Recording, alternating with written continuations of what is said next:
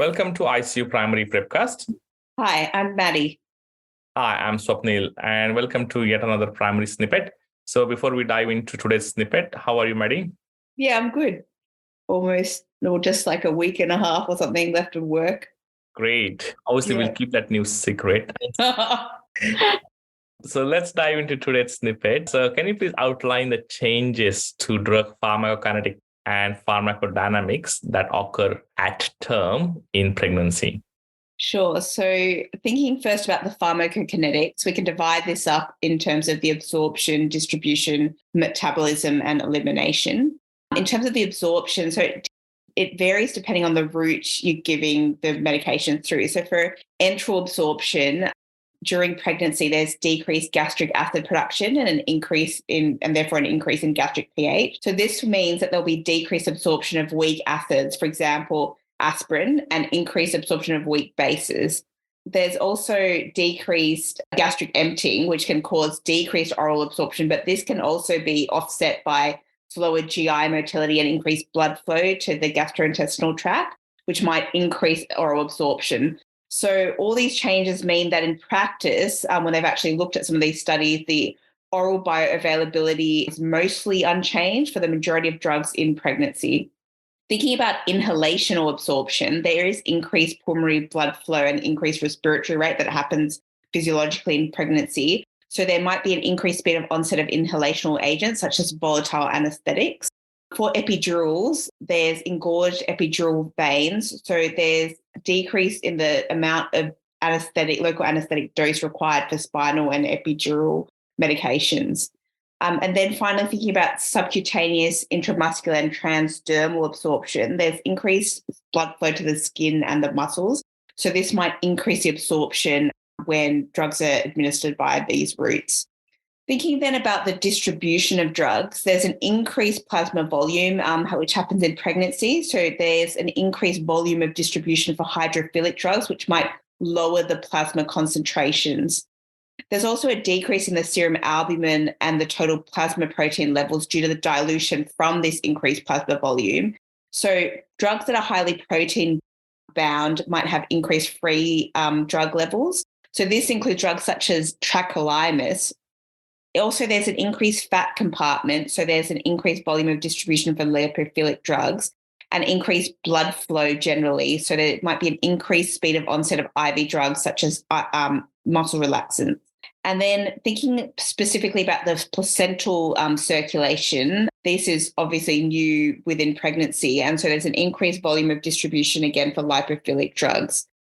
We also know that the fetal pH is less than the maternal pH. So non-ionized drugs will cross the placenta more easily than ionized drugs.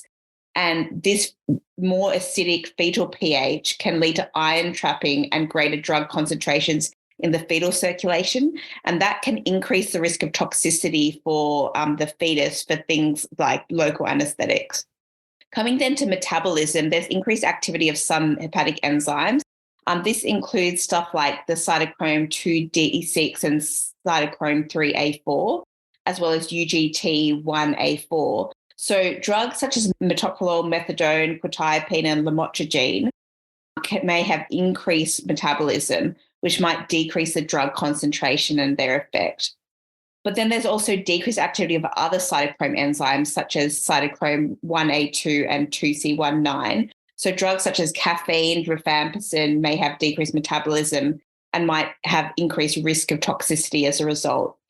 And also hepatic blood flow does increase during this time, which might increase the clearance of drugs with high extraction ratio, such as morphine.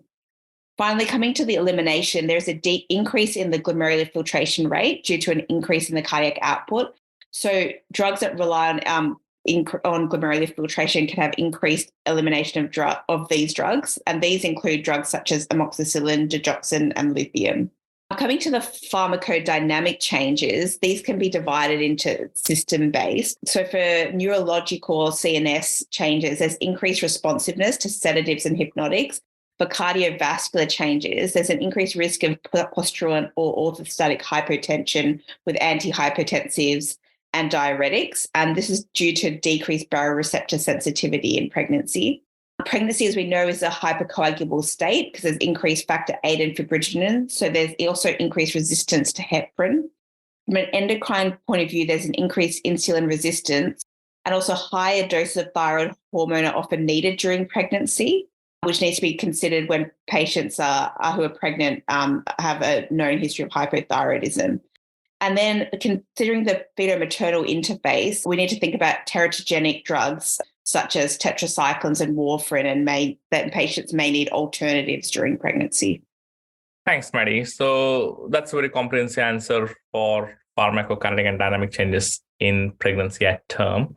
This will be a very crucial question to understand because sometimes you end up in giving the drugs and these patients do get admitted to ICU. So I think understanding these changes is quite important.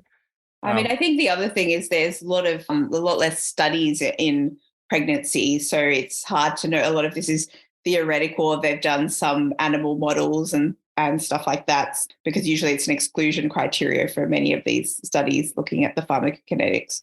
That's right. And obviously you need to know class X drugs, which are completely kind of contraindicated in pregnancy in different terms. But also I think understanding this extra knowledge of pharmacokinetic and dynamic changes, which will allow you to kind of modify their doses.